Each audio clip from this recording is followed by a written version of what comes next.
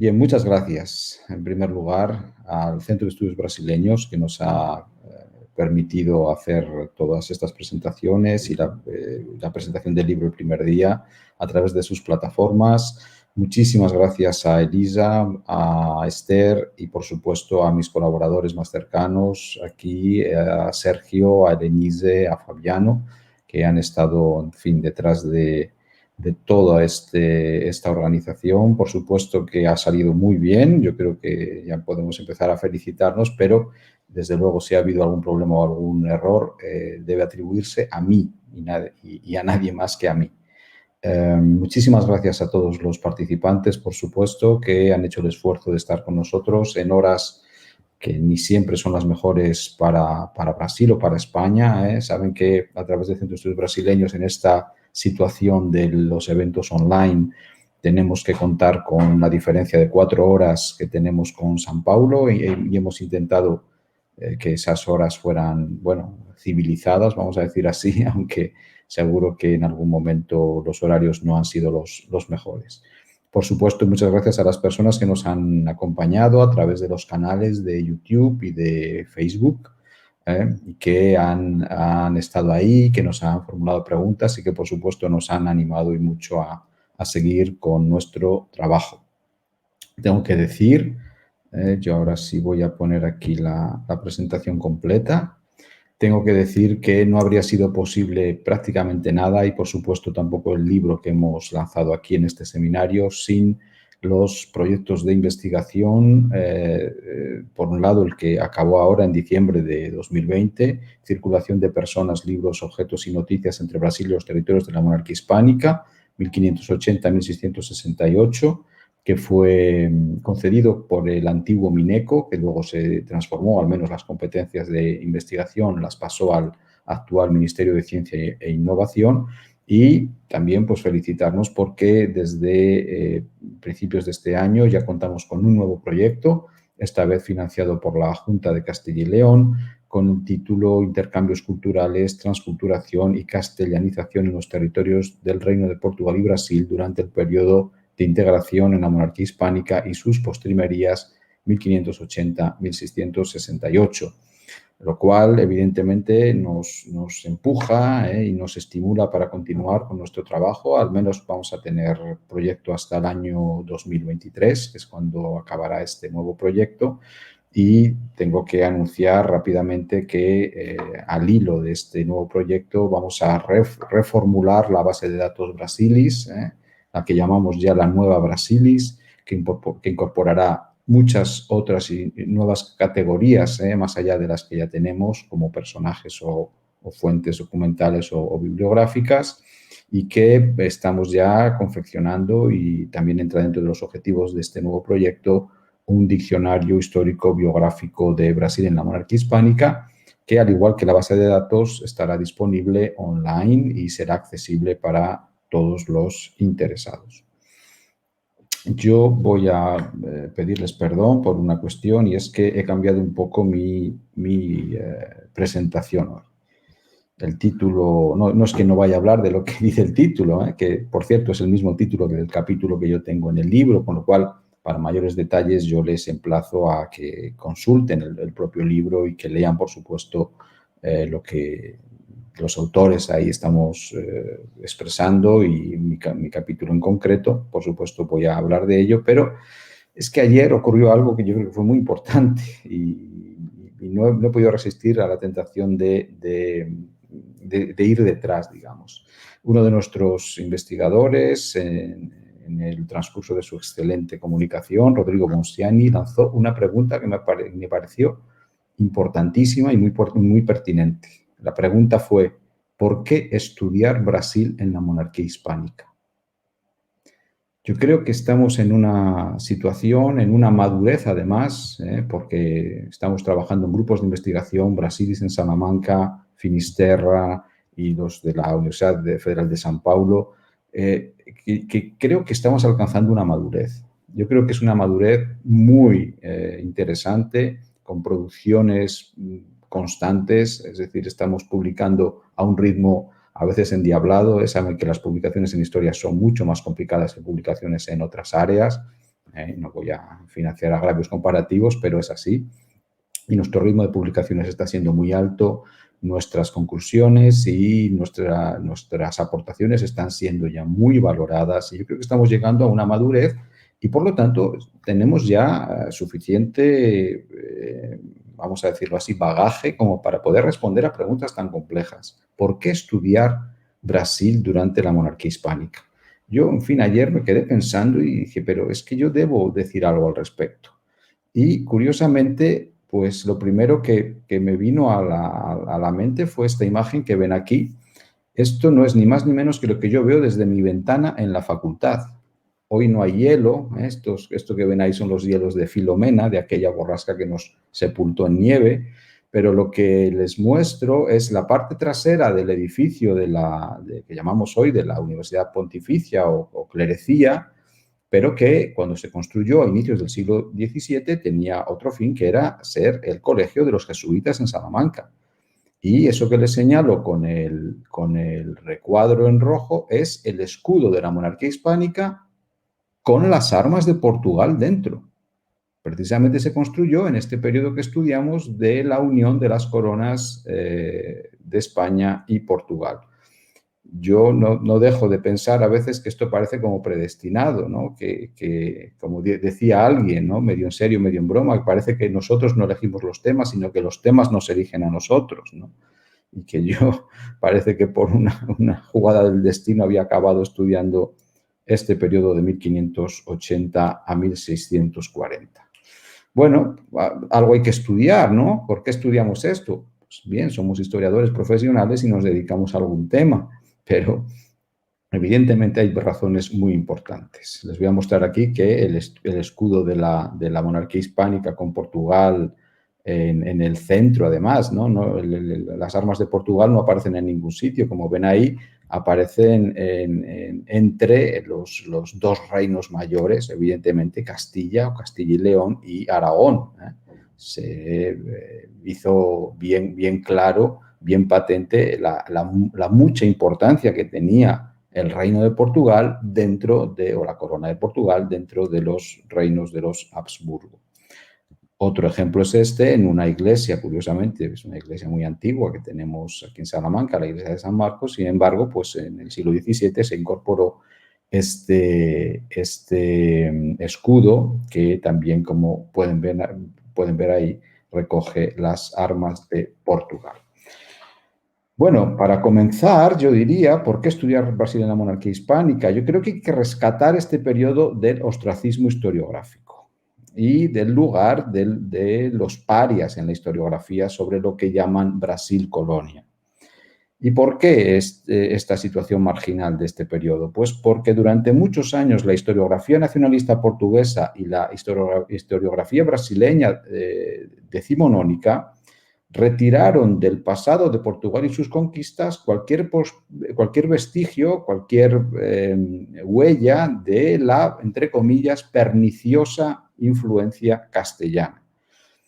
Para que estudiamos esto para que sin ser mejores que nadie o sin pretender ser mejor que ningún otro periodo o ninguna otra cuestión, se trate al menos con la misma intensidad e importancia este periodo, vamos a llamarlo así, Brasil hispánico o Brasil español, como han sido tratados en el pasado el Brasil holandés, sobre el que hay toneladas de libros escritos, o incluso el Brasil francés, a pesar de que los franceses tienen, como saben, una presencia absolutamente marginal en Brasil. ¿Por qué estudiar Brasil durante la monarquía hispánica? Yo creo que hay una necesidad imperiosa de mirar con ojos diferentes este periodo. Hay que desterrar la visión nacionalista, por supuesto, pero también las ideas preconcebidas que se repiten y se autorreproducen una y otra vez. A veces ya cansa verlas incluso en obras muy recientes. El padre de la historiografía brasileña, Francisco Adolfo Van Hagen, despreciaba este periodo. Tal vez ya empieza a mostrarse ahí esta especie de arrinconamiento en la historiografía. Decía Van Hagen que los Habsburgos se arrastraban frente al poder de los jesuitas, que habían introducido la Inquisición, lo cual es cierto, que impusieron tasas para la defensa sin ningún resultado, que apoyaron medidas de filantropía equivocadas para los indígenas y que en general olvidaron y marginaron a Brasil. Varhagen, además, creó el mito que todavía yo veo hoy repetido en obras muy recientes, el mito de que los Habsburgo fueron los que provocaron las invasiones holandesas de Brasil. A veces hasta parece que los Habsburgo empujaron a los holandeses para que fueran allí a ocupar ese territorio.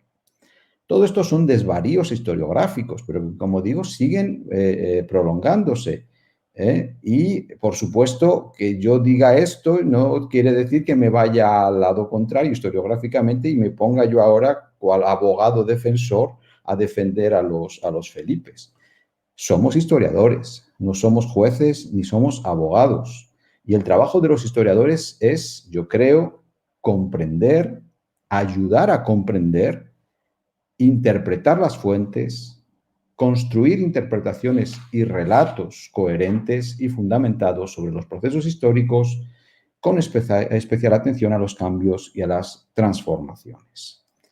Porque nuestro enfoque, debo decir así, está a años luz de los enfoques nacionalistas. Yo, en fin, permítanme que les muestre esta imagen.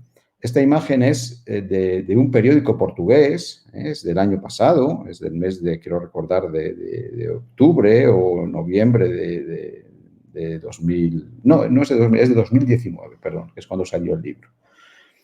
Y es la publicidad de un libro titulado 1640, que es un libro excelente, por cierto, y que está en una colección excelente en la que han participado algunos de los colegas que ustedes han oído estos días, en concreto Ana Paula Mejani y Pedro Puntoni, que evidentemente han hecho obras extraordinarias, entonces no hay ningún reparo sobre la colección, y la colección es impecable desde el punto de vista histórico, pero miren qué publicidad.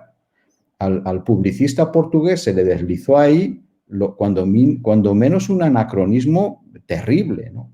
1640, el año en que la dictadura salió por la ventana. Esto ha aparecido en un periódico portugués en el año 2019. Entonces, nosotros, desde luego, tenemos que hacer una crítica de este empeño por parte de una cierta historiografía y por parte de, vamos a decirlo así, un entendimiento popular de la historia que busca en este periodo la identidad nacional de Portugal y a veces hasta de Brasil, confundiendo claramente al Reino de Portugal con el Estado-nación de la República de Portugal, nacida en el siglo, perdón, el Estado-nación portugués, primero monarquía, después república, pero que nace en el siglo XIX. O confundir el Estado de Brasil, un conjunto de asentamientos a principios del XVII, un conjunto de asentamientos costeros dispersos, con el Brasil independiente, primero imperio y después república, nacido en el siglo XIX. O confundir la España contemporánea en sus diferentes versiones, también monárquicas y republicanas, también nacida en el siglo XIX, con aquel supuesto imperio español universal. Ahora sí puedo salir de la presentación, por favor. Bueno, creo profundamente que primero los estados y luego las naciones. Repito, históricamente primero los estados, y son los estados los que construyen las naciones. Y esto creo que es un principio que nos vendría muy bien a todos para tratar el periodo de la Edad Moderna, que es en el que nosotros nos estamos moviendo. Nosotros no estamos aquí para alimentar egos nacionalistas o supremacismos varios o victimismos atávicos. El historiador lo que tiene que hacer es derribar los mitos, no ayudar a construirlos. ¿Por qué hacer Brasil en la monarquía hispánica? Porque tenemos una responsabilidad historiográfica y creo que hemos avanzado realmente historiográficamente. Creo que durante todos estos años que llevamos trabajando hemos avanzado mucho en el entendimiento de este periodo. Durante los años 70 y 80, los diversos autores que se acercaron a este periodo se preocuparon fundamentalmente por el menoscabo de la autonomía portuguesa y las intromisiones en el gobierno de sus conquistas, concluyendo al mismo tiempo que había habido intromisiones intolerantes o intolerables y que también se había olvidado o marginado al imperio portugués en el conjunto de los territorios de la monarquía, lo cual es imposible en sí mismo, es una contradicción absolutamente irresoluble. O hubo intromisiones o no las hubo, pero es que se afirmaban las dos cosas al mismo tiempo.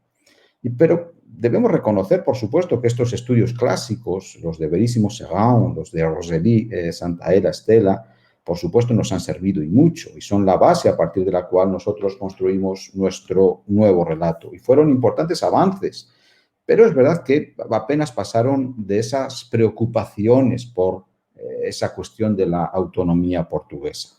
Más recientemente, los historiadores han dejado de interesarse por esa autonomía portuguesa, dando por descontado que los todopoderosos Habsburgo no desaprovecharían la ocasión para inmiscuirse hasta en el más nimio aspecto en las posesiones portuguesas, dando lugar a los así llamados proyectos reformistas y a las llamadas prácticas castellanas, que podían verse en los numerosos intentos de centralización administrativa, en el envío de los corregidores, de los visitadores, de los desembargadores y otras figuras que recuerdan mucho aquellas visitas en América Hispana, o la insistencia en la realización de las residencias, o en la proliferación de consejos y de burócratas, aparte de aquel importantísimo incremento, podríamos decir casi el nacimiento de la comunicación política entre la conquista americana y el centro político de la monarquía.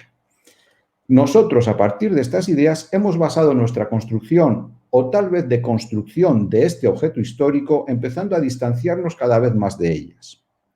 Aunque parezca obvio, a nosotros historiadores modernistas nos puede parecer obvio, pero yo creo que hay que insistir una y otra vez, debemos recordar que hay en la época moderna, y puede ser que siempre, una gran diferencia entre la teoría y la práctica. Que una cosa es la ley y otra cosa es la práctica de la ley. Una cosa son los desarrollos legislativos y otra cosa es si esos desarrollos legislativos realmente llegaban a cumplirse. Y por supuesto que, como todos saben, hay una historiografía modernista reciente que duda mucho del alcance del llamado absolutismo monárquico, siendo así que muchos de esos desarrollos legislativos o normativos chocaban con la resistencia local, con la laxitud de las autoridades, se veía condicionada por la distancia física y temporal o por los intereses personales de los que debían implementar estas medidas, dando lugar así a esa monarquía compuesta, en palabras de John Eliot, en la que lo local afloraba continuamente y condicionaba de manera fundamental los desarrollos del centro. Hemos argumentado recientemente que más que un plan reformista, a lo que asistimos es a un conjunto de normas dispares, muchas veces contradictorias, que nos hacen pensar en la característica caótica, no católica, caótica, que tenía de forma general la actuación burocrática en el antiguo régimen y más concretamente en los dominios ultramarinos. Lo que nos hace realmente complicado establecer algo así como modelos de actuación, que caractericen de forma general la acción del rey. Hace poco me preguntaban, bueno, las prácticas castellanas, pero ¿qué son las prácticas castellanas? Al final es realmente complicado definir esto. ¿Por qué estudiar Brasil en la monarquía hispánica? Porque todavía tenemos muchas preguntas que hacer y muchas que responder. Este libro que aquí presentamos y este seminario es una prueba muy clara de ello. Como demuestran los participantes en la primera jornada que tuvimos el pasado miércoles, Helena Trindade de Sá, Isabel Siqueira, Rafaela Franklin, Pablo Magallanes, Lucia Xavier, Sergio Moreta, Lenise Trindade, aún no tenemos una visión completa de los desarrollos administrativos o legislativos. Sergio, por ejemplo, que está ahí al mando de las cuestiones técnicas, va a estudiar por primera vez a los gobernadores y su acción política y sus redes familiares y su circulación. Helenise va a estudiar por primera vez el papel de las capitanías donatarias durante este periodo y va a reunir y sistematizar por primera vez el cuerpo legislativo promulgado por los Habsburgo en relación a la América portuguesa. Como demostraron en la sesión siguiente Pablo Cañón, Janaína Silva y Pedro Puntoni, hay muchos aspectos en la circulación de comerciantes, en las redes tejidas entre ellos, o en la circulación de monedas que aún deben tratarse. De hecho, el trabajo de Puntoni es absolutamente pionero. Nunca antes se había estudiado de forma sistemática la cuestión monetaria en este periodo. Investigadoras como Kalina Silva, como Irene Vicente, como Silvia Brito, han demostrado que vale la pena investigar los desarrollos locales o regionales en el contexto de sus conexiones globales, huyendo de aquellas antiguas historias localistas y, permítanme, miopes, y nos ponen el acento en la importancia de la población indígena en esas guerras que antes considerábamos guerras entre europeos en los trópicos, nada más lejos de la realidad. ¿Qué decir del trabajo pionero de Zeca Vilardaga, que muchísimas gracias, mi querido amigo que nos acompaña hoy en la coordinación de esta mesa, que ha estudiado las regiones fronterizas del sur, que nos estimula continuamente, del que aprendemos no solo la materia que investiga, sino incluso cómo investigarla, y que, por cierto, nos lleva a un tema aún no trabajado y que está comenzando a trabajar la estudiante de máster Priscila Mouraluz, el de las fronteras y límites de Brasil durante la monarquía hispánica.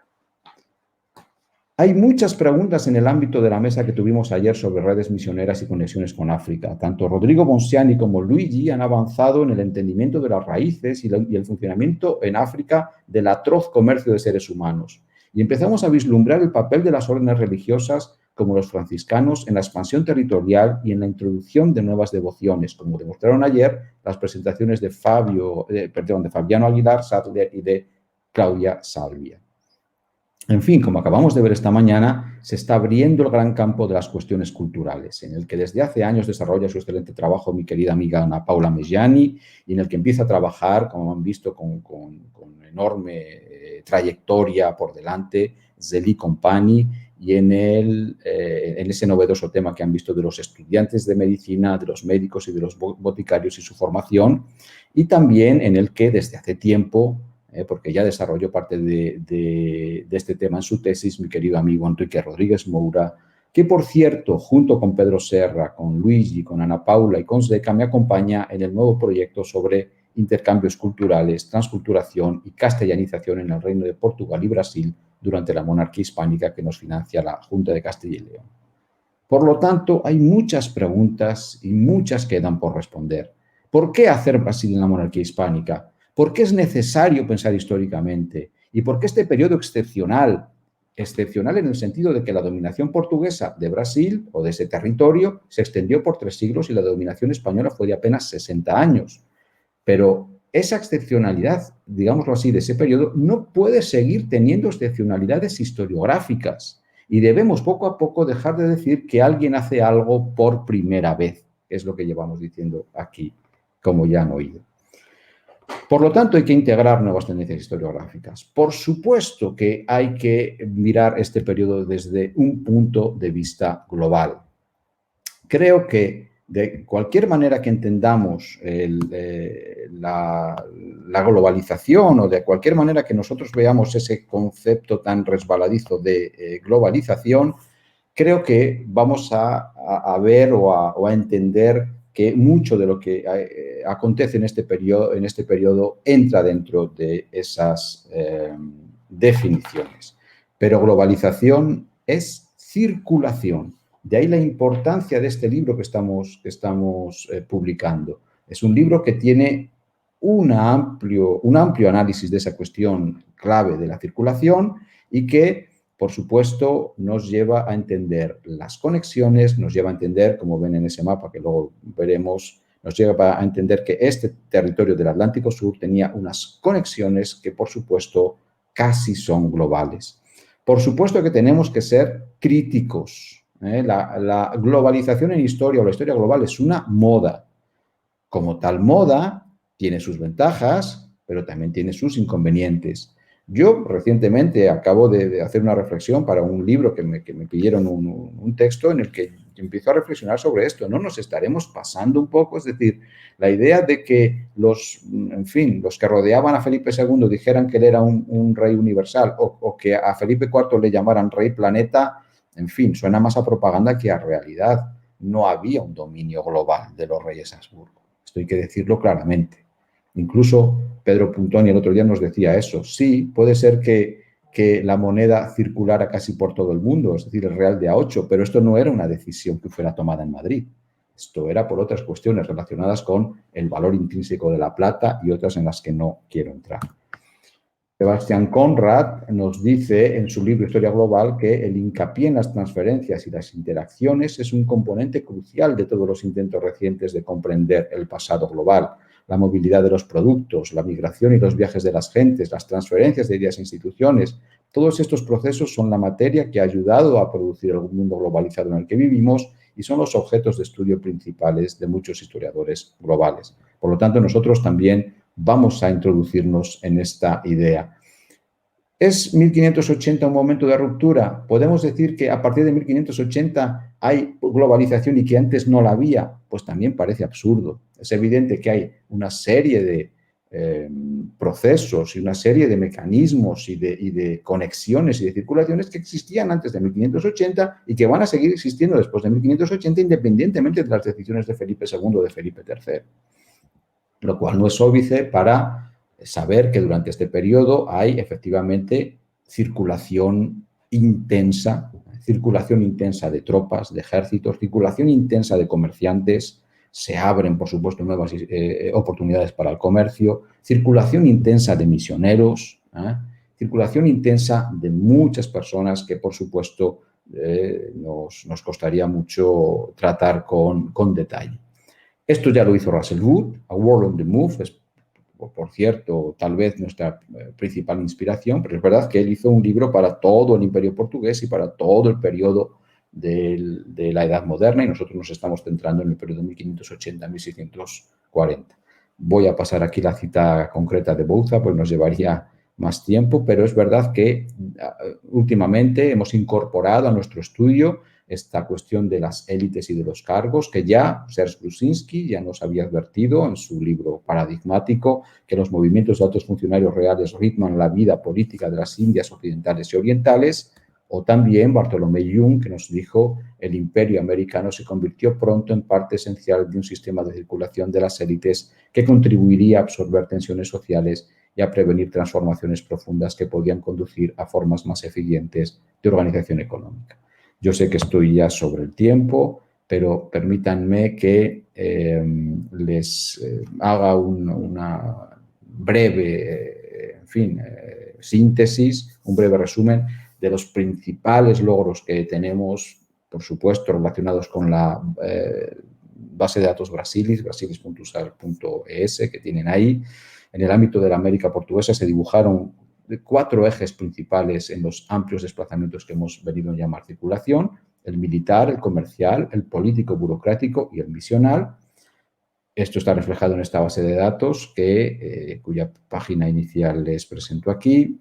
Ayer el dato concreto es de 4.327 personajes, 1.306 referencias bibliográficas, 2.177 referencias documentales.